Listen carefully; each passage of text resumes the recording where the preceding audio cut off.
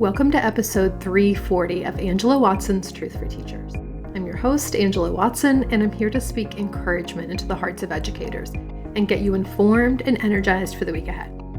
Today, I'm talking about how to support students in seeing the value of our humanity and protecting our brain power in an AI world. Visit truthforteachers.com for an easy-to-read, easy-to-share version of this podcast episode. Will you be needing something meaningful to do with your students during the last weeks of the school year? If so, teach your students to think like expert entrepreneurs. The Mia and Tiago Educator Bundle is a 6 to 8 week turnkey curriculum that's ready to go. This program took a top-rated MBA program and adapted it for kids, and it's getting rave reviews from teachers. Kids love it too. Best of all, you don't have to pay for it yourself. That's a $465 value for free. You get the full curriculum, including up to 30 student activity books, and a complete educator's guide with lesson plans, SEL connections, standards alignment, and assessment tools. So if you're looking for something meaningful and future-focused to close out your school year, head to miatiagobooks.com/Angela. That's Mia, M-I-A, Tiago, T-I-A-G-O, books.com/Angela, or just click the link in the show notes. Last I checked, there were 10 sets available, so act now. That is a $465 value, totally for free. You can get that entire curriculum just by asking, thanks to generous funding that's been provided. I want to talk about something regarding AI that I think a lot of you are probably feeling right now, even if you haven't had the words to articulate it yet.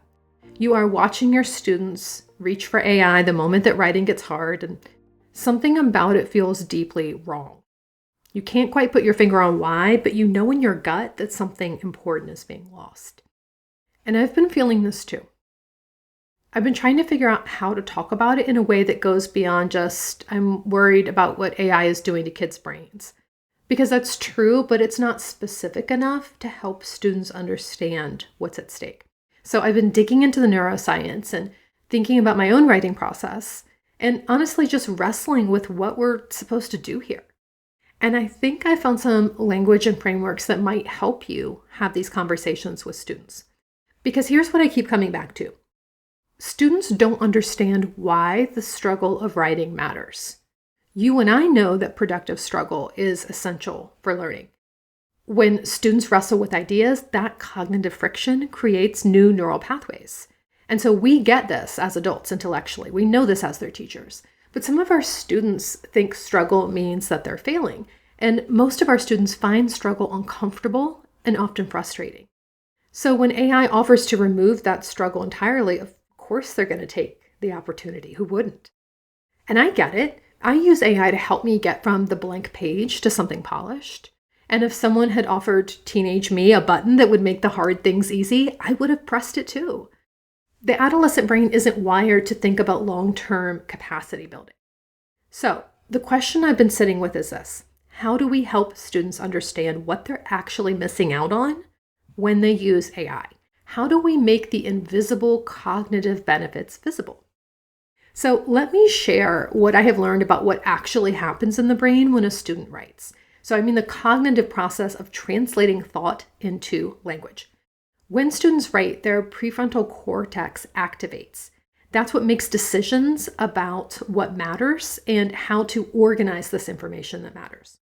Their hippocampus encodes memories and makes connections to past experiences. Their motor cortex coordinates the physical act of writing or typing, and the Broca's area translates thoughts into language. Multiple regions are firing together, and this is what creates the new neural pathways. And when you have these new neural pathways, it's going to be easier for the brain to work that same way or a similar way again in the future. So writing is literal brain building. Every time a student struggles to find the right word, every time they delete a sentence and rewrite it, every time they stare at a blank page and force themselves to just put something down, they're strengthening cognitive pathways that they will use for the rest of their lives. But when they ask AI to write it, those regions in the brain stay quiet. The brain is just not activated in the same sense. So when you're watching a student paste an AI-generated essay into a document, that feeling that you have that something has been bypassed, you're right. that entire cognitive workload that I just described, it got skipped. And as a teacher, you're already vaguely aware of this thinking process. I just wanted to outline the actual neuroscience so that you have the language to articulate it clearly and so that you understand it more deeply. Because here's what's been disturbing me, and I think many of you are feeling this too. We're acting like as long as students can prompt AI well enough to get a decent output, they're developing a valuable skill. And maybe they are, but prompting AI and editing its output is a very different way of thinking. When you prompt AI, you are essentially giving instructions and then evaluating what comes back. And that's assuming, of course, that students do bother to evaluate what comes back and don't just copy and paste. And it's also assuming they even have the skills to properly evaluate the output for accuracy and clarity and so on. In prompting AI, you are playing the role of a manager or an editor, not a creator. So there is some cognitive work there for sure. You need to know enough to recognize whether the output is good or not. But you're not doing the deep work of organizing chaos into meaning. You're not forcing your brain to make 1,000 micro decisions about word choice and sentence structure. You're not building the pathways for translating fuzzy, half-formed thoughts into precise language. You're not strengthening your ability to hold multiple ideas in your head simultaneously and figure out how they connect. If writing is like designing a blueprint for a house, that means that prompting AI is like looking at that blueprint and pointing out where you would like changes. Both require some thought, but only one develops the skills of a true architect, a visionary, someone who can create something out of nothing. And here's what concerns me most. During adolescence, the brain is in this incredible phase of development. It is pruning unused neural pathways and it's strengthening the ones that get used regularly.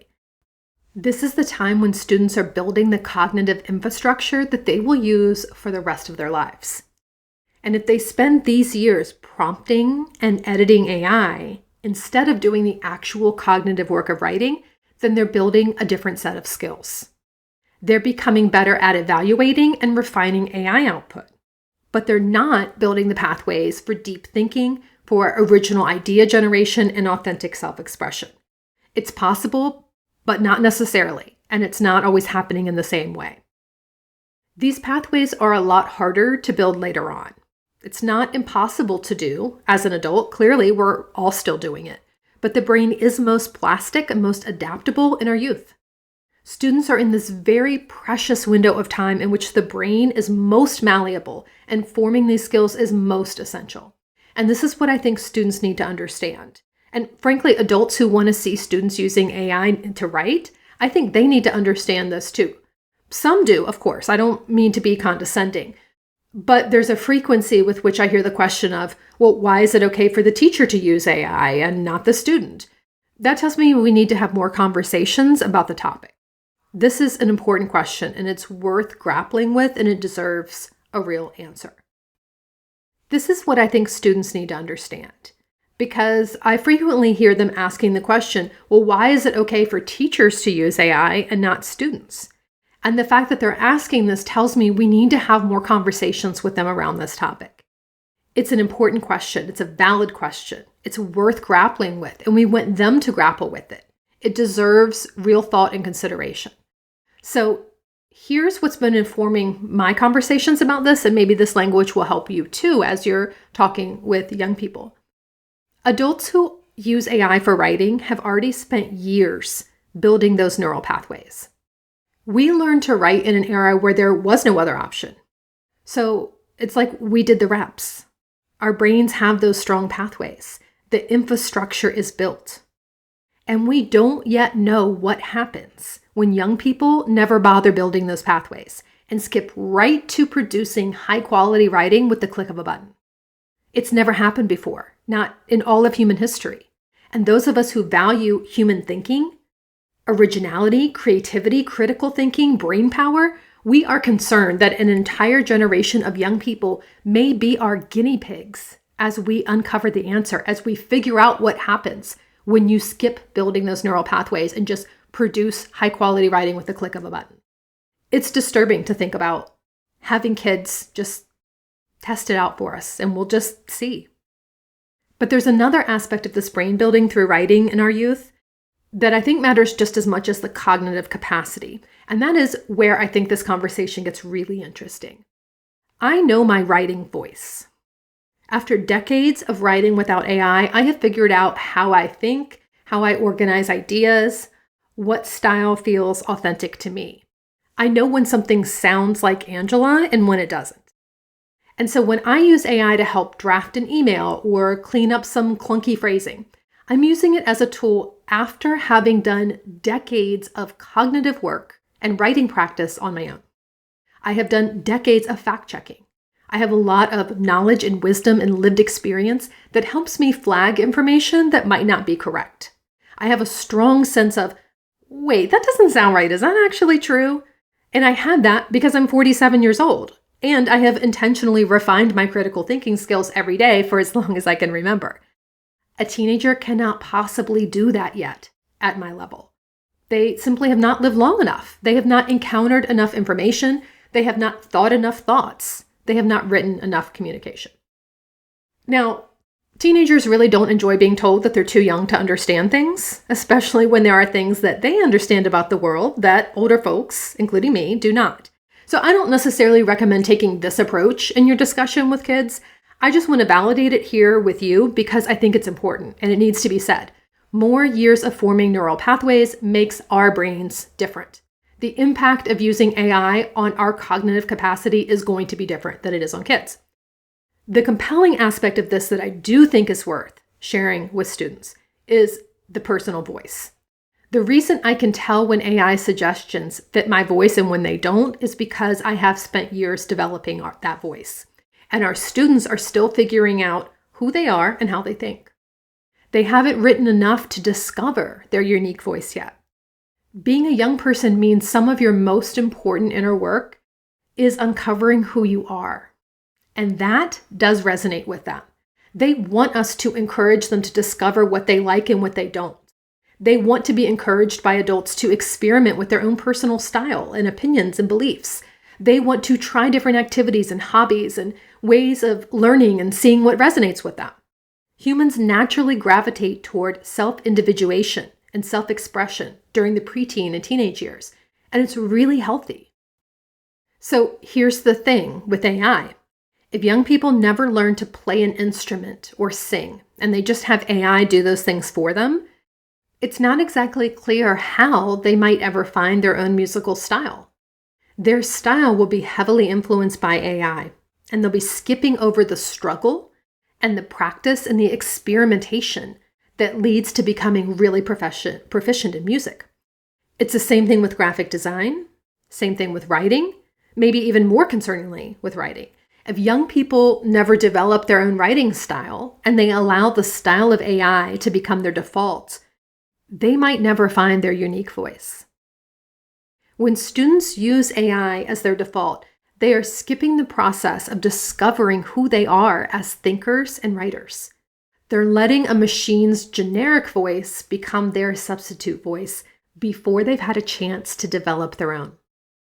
And I think this is what we need to help kids contemplate.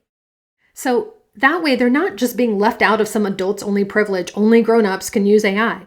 They're being asked to build something that will be uniquely theirs for the rest of their lives. That is not something you can outsource and come back to later. You can't shortcut your way to knowing who you are and what you believe. The time to build that identity is now. And here's the thing about voice. You don't discover it by reading what other people write or what AI generates. You really discover it by writing badly, by revising, by trying different writing approaches, by figuring out what feels true and instinctive to you. And that process takes a lot of time and a lot of writing. I see it as an author. In 2022, I wrote the second edition of my book, Awakened: Change Your Mindset to Transform Your Teaching. More than 10 years had passed since I had written the first edition, and I could see the difference in my original writing. 10 years prior, my writing was clunkier, stiffer, I had more awkwardly constructed sentences, and there was less flow between ideas. And this matters to me, of course, because I'm a writer, and people who don't write things or use the written word to express ideas for a living might not care as much. But the final piece here is related to what writing is really about. Sometimes we talk about writing like it's just a way to show your thinking. But that's not quite right. Writing is also the thinking. Writing is thinking. How many times have you started writing something and discovered halfway through that you actually thought something different than what you believed that you did? Or maybe you were explaining a concept and realized mid-sentence that you didn't understand it as well as you had assumed. That's because the act of putting thoughts into words forces a level of clarity and organization that just thinking about something internally in your mind doesn't require. And that's what we're noticing when students turn in AI written work. They're not just skipping the writing, they're skipping the thinking. They might read what AI generated and think, yeah, that sounds right. But they never did the cognitive work of figuring out what they actually think. Even in nonfiction writing, the author has to choose the lens from which to view things. The author decides which angle to take. We, as the writer, determine which facts are most important to report and which ones don't warrant being emphasized. So even if you're just writing a report on something, an essay, a nonfiction piece, your personal way of seeing the world, it influences what you decide to include and what not to include and how you choose to explain things. So this is part of why it is so detrimental for young people to outsource their writing and therefore their thinking to a language learning model, an LLM or AI. And this is particularly true given the bias in politics and worldview that is influencing AI output, meaning the perspective that you get from Elon Musk's Grok is probably going to be different from what you get from Anthropic's Claude. It's dangerous for students to ask a bot to, let's say, summarize the causes of the American Civil War and just assume whatever the bot is giving them is accurate, unbiased, or even aligned with what the student themselves has learned and understood. If you were just copying and pasting that answer from AI, you might not even agree with what the bot said, or give yourself the opportunity to consider if you agree, because you're just copying and pasting. These bots are not neutral. They are being trained on specific sets of data in specific ways, and you can tell when you experiment with different ones, you're getting different responses. I think that's going to become increasingly true as we see more division in worldview amongst some of these companies. So I want to invite students into considering all of this. These skill sets are going to matter beyond school. The future belongs to people who can think clearly, connect disparate ideas, see problems from multiple angles, and articulate solutions. The future of our society and our planet depend on what our young people think, know, believe, and do. And you can't develop those skills by just consuming and regurgitating AI-generated content. You develop these skills by wrestling with ideas yourself and by practicing ways to express your views. Here's the last thing I want to offer to you for consideration. And it's the part that I think I feel the most deeply about, and the part that kind of hurts the most when I see students just submit work that they have copied and pasted from AI. When you suspect an assignment has AI involvement, not just by the bot language tells, and not maybe just because it seems too perfect or too advanced or too formal. Oftentimes, you can tell that there's AI involvement, something was written by AI, because it has no soul. And this is difficult to explain. But I think by that I mean that the writing has no quirks. It doesn't have unexpected turns of phrase. There's no moments where the student's personality leaks through. No evidence that a real human with real experiences and real feelings had sat down and tried to capture something true. The tone and style and vocabulary of most AI-submitted papers sounds eerily similar. And this is because AI can mimic competence, but it can't mimic humanity. It has no lived experience to draw from, no memories, no feelings, no perspective, shaped by actually being in the world. And when humans write, we're not just conveying information. We're building a bridge between our inner world and someone else's. We're saying, this is what it's like to be me. And I think we need to help young people understand that this is not something they would want to outsource. Their voice and perspective and way of seeing things is some of the most valuable stuff that they have in a world where AI can generate infinite generic content. Adam Mosseri, who is the top executive at Instagram, said in an end-of-year review in December 2025 that all the major platforms will do good work identifying AI content, but they will get worse at it over time as AI gets better at imitating reality. There's already a growing number of people who believe, as I do, said Adam Mosseri, that it will be more practical to fingerprint real media than fake media.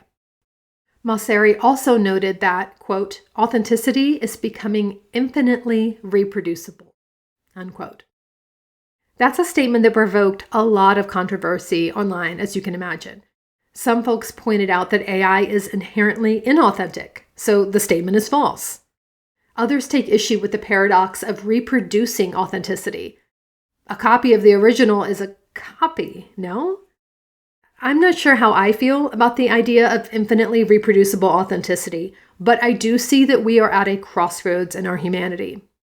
One path leads to a generation of young people who can prompt AI really well, but can't think deeply, can't write with authentic voice, have it build the cognitive infrastructure they need for complex problem solving. And another path leads to students who understand that AI is a useful tool for certain tasks, but that the work of thinking, the work of finding your voice, the work of wrestling with ideas until they make sense is fundamentally human work that cannot, or at least should not be, outsourced. At least not if we value our species as humans. I think we have a narrow window right now to help students see the value in that second path. And right now, I think they're getting mixed messages. They see adults using AI, they see it producing results faster than they can and better than they can, and they feel the pressure to keep up. As adults, I think we feel this too. But what they might not be seeing or what they might not be valuing enough is the trade-off, what they're losing. And that's where I think we as educators come in. Now, let me be clear. I'm not saying students should never use AI. I'm saying we need to be intentional about when and how they use it, especially when they're young, when their brains are still developing. And I think you probably already sense these distinctions. There's a difference between using AI to check grammar after you've written something and having AI write the whole thing in the first place. There's a difference between using it to generate ideas that you then evaluate versus accepting its output as your own thinking. So we need to teach students these distinctions. And more than that, I think we need to help them experience the satisfaction of writing well themselves. That feeling when you finally find the right word, when a confusing idea suddenly makes sense on the page, when you read back what you wrote and you think, yes, that is exactly what I meant. AI can't give them that. Only the act of writing can. And maybe that's the message. Not AI is bad, but writing things yourself creates benefits that are irreplaceable and worth experiencing on a regular basis. I don't know. And I don't know that I want to give the message. I think I would rather have each student draw their own conclusions, decide their own approach, develop their own personal philosophy for AI. So I created a mini unit to help us have these conversations with students. And I called it Stay Human. Protect your brain power in an AI world. There are 3 lessons. They take about 20 to 25 minutes each, and they're designed to help students understand the neuroscience of writing, why writing is thinking, why writing is brain building, and what makes human writing irreplaceable. So that first lesson is about how writing literally rewires their brains. It addresses that adult versus student question head on and lets kids draw their own conclusion through discussion. The second lesson tackles the idea that writing is thinking, not just a way to show thinking. It includes the practical strategies for when writing is hard and addresses the piece of, well, I'm not a good writer, so why not let AI do it? And then the third lesson is about humanity and voice. What makes their writing uniquely theirs and why that matters.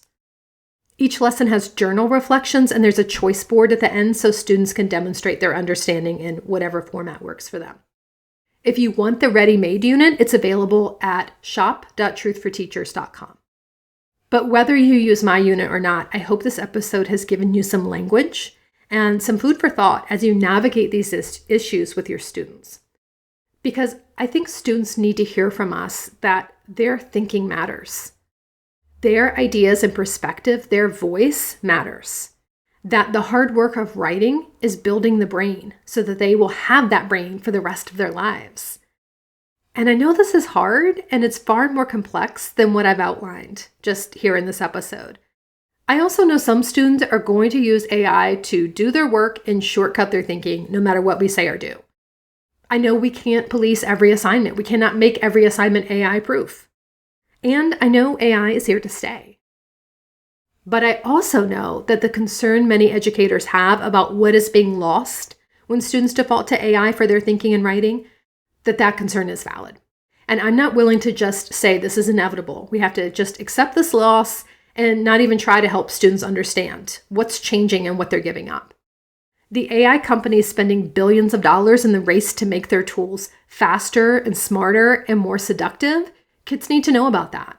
Our job is to help students understand what they lose when they take the shortcut, to help them value their own thinking enough to protect it, to help them stay human in an increasingly automated world. So that's what I'm working on. And I hope some of what I've shared today helps you with the conversations you're having too. Have a great week. You can do this. And remember, it's not going to be easy. It's going to be worth it.